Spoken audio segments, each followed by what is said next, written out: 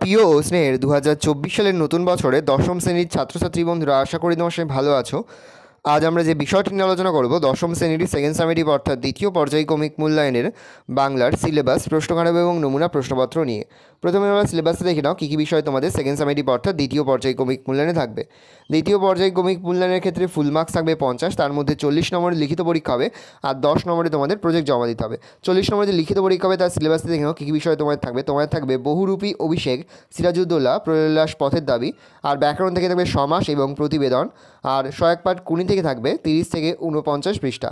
ভালো করে তোমরা সিলেবাসটা দেখো সরাসরি স্ক্রিনে কিন্তু আমরা দশম শ্রেণীর সেকেন্ড সামেটিভ অর্থাৎ দ্বিতীয় পর্যায়ক্রমিক মূল্যায়নের বাংলার কোশ্চেন পেপারটা দেখতে পাচ্ছ। ফুল মার্কস তোমাদের রয়েছে 40 আর সময় তোমাদের রয়েছে 1 ঘন্টা 30 মিনিট।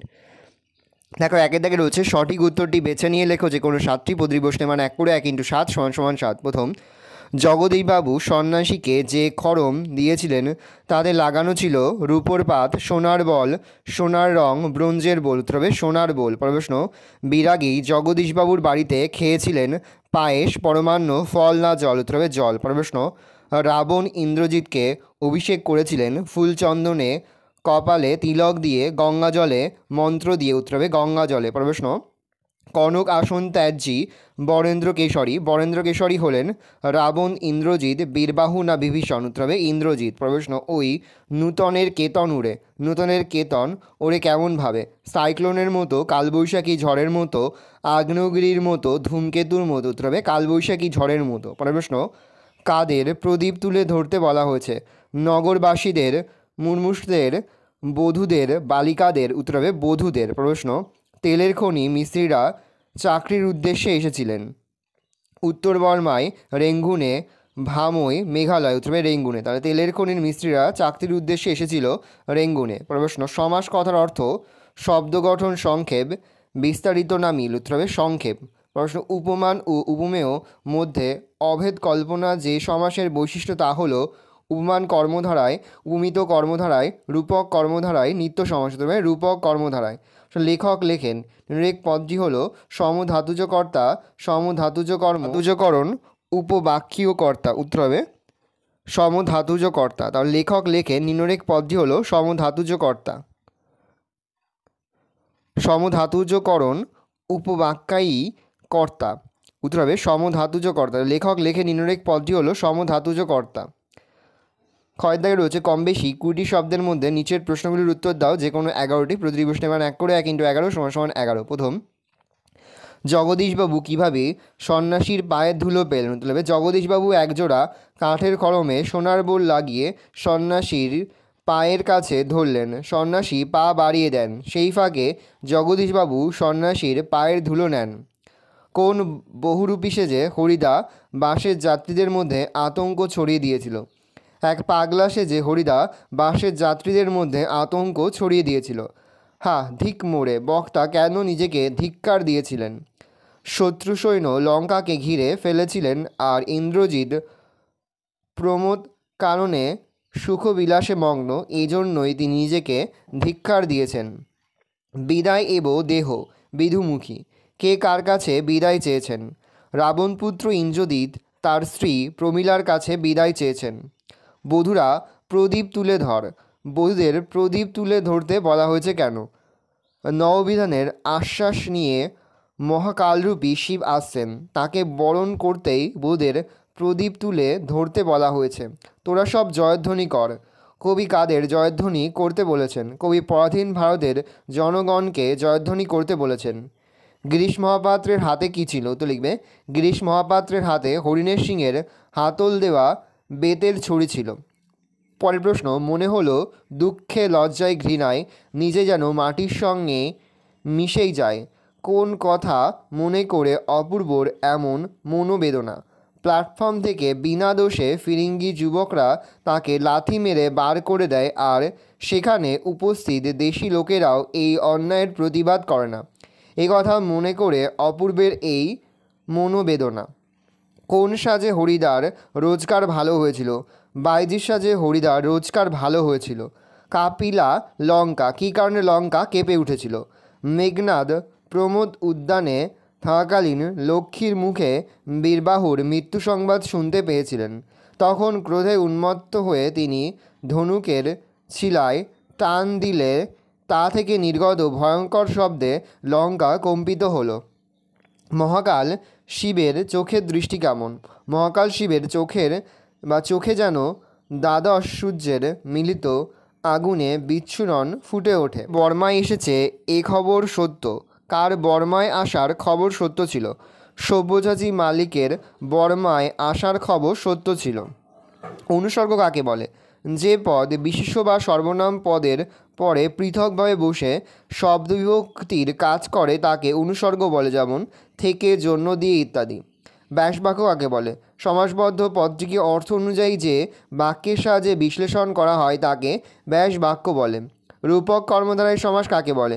যদি উপমান ও উপমেয়ের মধ্যে অভেদ কল্পনা করা হয় তবে তাকে রূপক কর্মধারয় সমাস বলে, যেমন কথামৃত, কথারূপ অমৃত। বহুব্রী কথার অর্থ বা বহুব্রী কথার সাধারণ অর্থ কী? বহুব্রীহি শব্দের অর্থ ধান। বহুব্রী অর্থে বহু ধান আছে যার, অর্থাৎ ধনী ব্যক্তি। ওলকপি ব্যাসবাক্য সহ সমাসের নাম লেখো। কপি ওলের ন্যায় উপমিত কর্মধারয় সমাস। গয়দার হচ্ছে প্রসঙ্গ নির্দেশ সহ যে কোনো একটি প্রশ্নের কম বেশি 60টি শব্দের মধ্যে উত্তর লেখো। প্রশ্নের মান 3। প্রথম, সে ভয়ানক দুর্লভ জিনিস। দুর্লভ জিনিসটি কি? সেই দুর্লভ জিনিসকে কিভাবে পেয়েছিলেন? বহুরূপী গল্পে জগদীশ বাবুর বাড়িতে আসা বা বাড়িতে আগত সন্ন্যাসীর পায়ের ধুলোকেই দুর্লভ জিনিস বলা হয়েছে। সন্ন্যাসীর পায়ের ধুলো পাওয়া যায় না, অর্থাৎ বিশেষ ব্যক্তি ছাড়া তিনি কাউকেই তার পা স্পর্শ করতে দেন না। জগদীশবাবু খুব কৌশলে তার পায়ের ধুলো পেয়েছিলেন। তিনি একজোড়া কাঠের খড়মে সোনার বোল লাগিয়ে সন্ন্যাসীর পায়ের কাছে ধরেছিলেন। সন্ন্যাসী পা গিয়ে নতুন খড়ম পরার ফাঁকে জগদীশবাবু তার পায়ের ধুলো নিয়েছিলেন। ওই নূতনের কেতন ওড়ে কালবৈশাখীর। ঝড় উদ্ধৃতির তাৎপর্য বিশ্লেষণ করো। কাজী নজরুল ইসলামের প্রয়োল্লাস কবিতা থেকে আলোচ্য উক্তিটি গৃহীত। জড়তাগ্রস্ত স্থবির সমাজকে পাল্টাতে কবি বিধ্বংসীরূপী শিবকে আহ্বান করেছেন। এই প্রসঙ্গেই উদ্ধৃতির অবতারণা। কালবৈশাখী ধ্বংসের প্রতীক। যা কিছু জরাজীর্ণ পুরাতন জঙ্গলস্বরূপ তা কালবৈশাখী ঝড়ে উড়ে যায়, তারপর নতুনের আগমন ঘটে। কবি মহাকাল শিবকে কালবৈশাখীর সঙ্গে তুলনা করেছেন। তার আগমনে অসুন্দরের পরাজয় ঘটে, মুছে যাবে যাবতীয় জীর্ণতা। শিব একধারে ধ্বংস ও সৃষ্টির দেবতা, তাই কবি কালবৈশাখী রূপ শিবের আগমনের মধ্যে দিয়ে নবসৃষ্টির আভাস লক্ষ্য করেছেন। পরে রয়েছে আমরাও চমকে উঠেছি বৈকি, আশ্চর্য হয়েছি, একটু ভয়ও পেয়েছি। কাকে দেখে কারা চমকে উঠেছিল? তাদের আশ্চর্য হওয়া ও ভয়ের কারণ কী? বিরাগী সাজে বহুরূপী হরিদাকে দেখে গল্পের কথক এবং তার বন্ধুরা চমকে উঠেছিল। প্যারা চেঞ্জ করে লিখবে, জগদীশবাবুর বাড়িতে বিরাগী হরিদাকে দেখে কথকরা চিনতে পারেননি। হরিদা ছিল আদুর্গা, তার ওপরে একটি ধবধবে সাদা উত্তরীয়। হরিদার চোখ থেকে ঝরে পড়ছে অদ্ভুত এক উদাত্ত শান্ত উজ্জ্বল দৃষ্টি। কথক ও তার বন্ধু বিরাগী আসল না নকল তা বুঝতে না পেরে যেমন আশ্চর্য হয়েছিলেন তেমনই ভয়ও পেয়েছিলেন। ঘরে দাগে রয়েছে নিচের প্রশ্নগুলির 150 শব্দের মধ্যে উত্তর দাও। যে কোনো একটি প্রশ্নের মান রয়েছে 5। প্রথম, বহুরূপী গল্প অবলম্বনে হরিদার জীবনযাত্রার পরিচয় দাও। হরিদা ছিলেন গরিব মানুষ। শহরের সবচেয়ে সরু গলির ভিতরে ছোট্ট একটা ঘরই হরিদার ঘর। কোনো নির্দিষ্ট কাজ বা চাকরি তিনি করতেন না। চাকরি বা কাজ তিনি পাননি এমন নয়, আসলে ঘড়ির কাঁটা ধরে সময়ের বৃত্তে বন্দী হয়ে কাজ করাটা হরিদার স্বভাব বিরুদ্ধ। তাই বেশিরভাগ দিনই তার উনানের হাঁড়িতে শুধু জলই ফোটে, ভাত ফোটে না। তবে ভাতের হাঁড়ির দাবি মেটাতে তিনি মাঝে মাঝে বহুরূপী সাজেন। সকাল কিংবা সন্ধ্যায় বিচিত্র ছদ্মবেশে অপরূপ হয়ে রাস্তায় বেরিয়ে পড়েন। যারা চিনতে পারে তারা 1 আনা 2 আনা বকশিস দেয়। যারা চিনতে পারেন না তারা হয় কিছু দেয় না অথবা বিরক্ত প্রকাশ করেন। কোনো লোক ঠকানোর মতলব বা অভিসন্ধি হরিদার মধ্যে নেই, সেরকম মানুষও তিনি নন। পাড়ার ছেলেরা তাকে শ্রদ্ধা করে। গল্পের কথক সে কথা জানতে ভোলেননি। চা, চিনি আর দুধ আমরাই নিয়ে আসি। হরিদা শুধু তার উনুনের আগুনের আঁচে জল ফুটিয়ে দেন। নিঃসঙ্গ জীবন হলেও হরিদার মধ্যে কোনো হতাশা বা না পাওয়ার বেদনা লক্ষ্য করা যায় না, বরং সীমিত বৃত্তে গরিব মানুষ হরিদার জীবনযাত্রা উদ্বেগহীন। দাঁড়াও ওই মনোহরা মানবীর দ্বারে, বলো ক্ষমা করো। কবি কাকে এই আহ্বান জানিয়েছেন? মানহারা মানবীকে। কবির এই আহ্বানের কারণ কি? বিশ্ববন্দিত মানবতাবাদী কবি রবীন্দ্রনাথ ঠাকুর তার আফ্রিকা কবিতায় যুগান্তরের কবিকে এই আহ্বান জানিয়েছেন। মানহারা মানবী বলতে উপেক্ষিত আফ্রিকাকে বোঝানো হয়েছে। প্যারা চেঞ্জ করে লিখবে, আলোচ্য প্রসঙ্গে কবি যুগান্তরের কবিকে আহ্বান জানিয়েছেন এবং মানহারা আফ্রিকার কাছে ক্ষমা চাইতে বলেছেন। কবিতা কখনোই কবি বা পাঠকের কল্পনা বিলাসিতা নয়, তা বিভিন্ন স্তরে ফুটিয়ে তোলে সামাজিক সত্যকে, ধরতে বাস্তব পৃথিবীর ত্রুটি বিচ্যুতি, ভালো মন্দ সব কিছুকে। কবিতায় কবির ভাষা নীরব থাকলে তা কখনোই সার্থক শিল্পকর্ম হতে পারে না।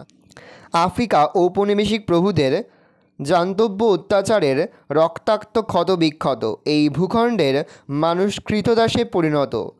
বিশ্ব মানবাধিকার ভূলুণ্ঠিত দেখে কবিদের নীরব থাকাটাও এক ধরনের অপরাধ বলে রবীন্দ্রনাথ মনে করেছেন। যদি মানুষ পশুদের বিরুদ্ধে কবির প্রতিবাদী কণ্ঠ সোচ্চার না হয়, তবে তিনি কবি হিসাবে তার দায়িত্ব ও কর্তব্য যথাযথভাবে পালন করেননি বললেই ধরে নেওয়া হয়। এই কারণেই অপমানিত আফ্রিকার কাছে যুগান্তরের কবিকে ক্ষমা চাইতেই হবে, আর সেই উচ্চারণ সভ্যতার শেষ পুণ্যবাণী হয়ে বিশ্ব মানবতাবাদের বার্তাকে ছড়িয়ে দেবে। পরে রয়েছে, পলিটেকনিক্যাল সাসপেক্ট সব্যসাচী মল্লিককে নিমাইবাবুর সম্মুখে হাজির করা হইল। পথের দাবি পাঠ্যাংশে সব্যসাচী মল্লিক সম্পর্কে কী জানা যায়, তাকে জিজ্ঞাসাবাদের সময় কী পরিস্থিতি তৈরি হয়। ভালো করে উত্তরটা দেখে নাও, আমি আর মুখে বলছি না, তোমরা কিন্তু অবশ্যই ভিডিওটা থামিয়ে বা স্ক্রিনশট নিয়ে কিন্তু সম্পূর্ণ উত্তরটা তোমরা এখান থেকেই পড়ে নেবে বা তোমাদের খাতায় নোট ডাউন করে নেবে। ভালো করে দেখে নাও। পরে তোমাদের রয়েছে দাগে, নিচের প্রশ্নগুলির উত্তর কম বেশি 150 শব্দে নিজের ভাষায় লেখো, যে কোনো একটি প্রশ্নের মান 5। বাংলা শুধু হিন্দু নয়, বাংলা শুধু মুসলমান নয়, মিলিত হিন্দু মুসলমানের মাতৃভূমি এই গুলবাগ বাংলা। কোন প্রসঙ্গে এই উক্তির আলোকে বক্তার উদারনৈতিক মনোভাবের পরিচয় দাও। ইস্ট ইন্ডিয়া কোম্পানি সিরাজের বিরুদ্ধে গভীর ষড়যন্ত্রে লিপ্ত। নবাবের বিনা অনুমতিতেই তারা দুর্গ প্রতিষ্ঠা করে চলেছে। তাদের বিরুদ্ধে প্রতিরোধ গড়ে তুলতে না পারলে বাংলা তার স্বাধীনতা হারাবে। তাই মির্জাফর সহ অন্যান্য কর্মচারী যেন স্বদেশ ভূমিকে রক্ষা করতে জাতি ধর্ম নির্বিশেষে নবাবের পাশে এসে দাঁড়ান। এই বার্তাটি পৌঁছে দিতে মির্জাফর ও অন্যান্য সেনাপতিদের উদ্দেশ্যে নবাব আলোচ্য মন্তব্যটি করেছেন। সিরাজের সিংহাসনে আরোহণের পর থেকেই নবাব সিরাজের বিরুদ্ধে গোপন ষড়যন্ত্র চালাতে থাকে। মির্জাফরের নেতৃত্বে আলাদা একটা দল গড়ে ওঠে। রাজবল্লভ, জগৎ শেঠ, রায়দুল্লাহ প্রভৃতি হিন্দু সেনাপতিরা মনে মনে সাম্প্রদায়িক মেরুকরণে বিশ্বাস করেন, কিন্তু নবাব সিরাজ তাদের উদ্দেশ্যে বলেন যে বাংলা কোনো বিশেষ ধর্ম বা ধর্মগোষ্ঠীর মানুষদের জন্য নয়, হিন্দু মুসলমানের মিলিত বাসভূমি এই বাংলা। ইংরেজরা বিদেশি জাতি, তাদের সঙ্গে ষড়যন্ত্রে লিপ্ত হওয়া মানে দেশদ্রোহিতা। নিজেরা পারস্পরিক দ্বন্দ্বে লিপ্ত হলে কোম্পানির কাছে বাংলা দখল করাটা সহজ হয়ে যাবে। সেই কারণেই ধর্মীয় পরিচয়কে দূরে সরিয়ে রেখে সকলকে কাঁধে কাঁধ মিলিয়ে বাংলার সার্বভৌমত্ব রক্ষা করতে হবে। আলোচ্য উক্তিটি সিরাজের অমলিন ও উদারনৈতিক চরিত্রের প্রকাশ। পরের প্রশ্ন, আপনাদের কাছে এই ভিক্ষা যে আমাকে শুধু এই আশ্বাস দিন। কাদের কাছে বক্তা ভিক্ষা চান, তিনি কী আশ্বাস প্রত্যাশা করেন? সেই কারণেই ধর্মীয় পরিচয়কে দূরে সরিয়ে রেখে সকলকে কাঁধে কাঁধ মিলিয়ে বাংলার সার্বভৌমত্ব রক্ষা করতে হবে। আলোকচুক্তিটি সিরাজের অমলিন ও উদারনৈতিক চরিত্রের প্রকাশ। 2 নম্বর প্রশ্ন, আমাদের কাছে এই ভিক্ষা যে, আমাদের শুধু এই আশ্বাস দিন। কাদের কাছে বক্তা ভিক্ষা চান, তিনি কী আশ্বাস প্রত্যাশা করেন? শচীন্দ্রনাথ সেনগুপ্তের লেখা সিরাজউদ্দৌলার নাট্যাংশের অন্যতম চরিত্র সিরাজ তার বিরুদ্ধ পক্ষের মির্জাফর, রাজবল্লভ, দুর্লভ রায়দের কাছে ভিক্ষা চেয়েছেন। কোম্পানির ক্ষমতা ও প্রতিপত্তি ধীরে ধীরে সমগ্র বাংলা দেশ দখলের উদ্দেশ্যে বিস্তৃত হয়েছিল। নবাব সিরাজউদ্দৌলা এই সত্যটি উপলব্ধি করতে পেরেছিলেন এবং বুঝেছিলেন তারই অধীনস্থ কিছু কর্মচারী ও সভাসদ ষড়যন্ত্রে লিপ্ত। কোম্পানির মদদে তারা নিজেরা ক্ষমতা দখলে উদ্গ্রীব, কিন্তু নবাব চাইতেন বাংলার স্বাধীনতা যেন অটুট থাকে, আর তার জন্য সকলকে সমবেতভাবে ঐক্যবদ্ধ হয়ে স্বদেশ রক্ষায় সচেষ্ট হতে হবে। মির্জাফর ও বাকি কিছু সভাসদ তাকে ত্যাগ করলে এই সংহতি বিনষ্ট হবে বলে সিরাজ মনে করেছিলেন। এই বিভেদ বুদ্ধি তার সভার বাকি সদস্যদের মধ্যেও সংক্রমিত হতে পারে বলেও হয়তো তিনি ভয় পেয়েছিলেন। তাই সমস্ত ভুল বোঝাবুঝি মিটিয়ে নিয়ে নিজে দোষ করে থাকলে তার জন্য ক্ষমা চেয়েও সিরাজউদ্দৌলা মির্জাফর ও অন্যান্যদের চলে যেতে বারণ করেন। বাংলার দুর্দিন আসন্ন, তারা চলে গেলেও তিনিও অসহায় বোধ করবেন। নবাব তাই তাদের মুখে না যাওয়ার আশ্বাসটুকু শুনতে চান। 6 দাগে রয়েছে নিচের প্রশ্নগুলির উত্তর কম বেশি 150 শব্দে নিজের ভাষায় লেখো যে কোনো একটি। প্রশ্নের মান 5। এবার তোমাদের সহায়ক পাঠ বই অর্থাৎ কোনি থেকে দেওয়া হয়েছে। ওই জলের নিচে লুকিয়েছিলুম আর বলছিলুম সব পারে মানুষ সব পারে। ফাইট কোনি। ফাইট প্রসঙ্গ উল্লেখ করে উদ্ধৃতির তাৎপর্য বিশ্লেষণ করো। উত্তর দেখে নাও। উত্তর লিখবে মতি নন্দীর কোনি উপন্যাস থেকে উদ্ধৃতিটি গৃহীত। জাতীয় সাঁতার চ্যাম্পিয়নশিপে 4x100 মিটার লিতে কোনি রমা যোশীকে হারিয়ে সোনা জিতেছিল। সাঁতার শেষে সে ক্ষিতীশকে জিজ্ঞাসা করে তিনি কোথায় ছিলেন। তার প্রশ্নের উত্তর দিতে গিয়ে ক্ষিতীশ আলোচ্য উক্তিটি করেছেন। প্যারা চেঞ্জ করে লিখবে মাদ্রাজে অনুষ্ঠিত জাতীয় চ্যাম্পিয়নশিপে বাংলার হয়ে কোনি প্রতিদ্বন্দ্বিতা করলেও তাকে জলে নামার সুযোগ দেওয়া হয়নি। এখানেও সে ছিল বঞ্চিত এবং অবহেলিত। অবশেষে 4x100 মিটার রিলে সাঁতারে নিতান্ত দায়ে পড়ে কোনিকে ডাকা হয়। এই প্রতিযোগিতায় কোনি রমা যোশীকে হারিয়ে সোনা জিতে নেয়। কোনির এই সাফল্যে চমকে ওঠে সবাই, কিন্তু কোনি তার শিক্ষাগুরু ক্ষিতীশকে দেখতে না পেয়ে একটু মনমরা হয়ে পড়েছিল। এমন সময় ক্ষিতীশকে দেখতে পেয়ে সে রেগে গিয়ে জিজ্ঞাসা করে তিনি কোথায় ছিলেন। ক্ষিতীশ জানান তিনি ছিলেন জলের নিচে। তিনিই তো সেখান থেকে অনবরত চিৎকার করে বলছিলেন ফাইট কোনি ফাইট। সেই অনুপ্রেরণাতেই কোনির সাফল্য এসেছে। আসলে কোনি সাঁতরেছিল দৈহিক শক্তি নিয়ে, আর ক্ষিতীশ অদম্য প্রতিজ্ঞা হয়ে কোনির প্রত্যয়ের ভিতর বাসা বেঁধেছিল। এই কারণে কোনি শুধু প্রতিযোগিতা নয়, জয়ী হয়েছিল জীবন যুদ্ধে। পরের প্রশ্ন, অবশেষে কোনি বাংলা সাঁতার দলে জায়গা পেল। কোনি কীভাবে বাংলা সাঁতার দলে স্থান পেল তা লেখো। প্রচুর দর্শকের সামনে জুপিটার সুইমিং ক্লাবে প্রতি বছর সাঁতারের প্রতিযোগিতা অনুষ্ঠিত হয়। প্রথমে ষড়যন্ত্র করে সেই কম্পিটিশনে কোনিকে সুযোগ দেওয়া হয়নি।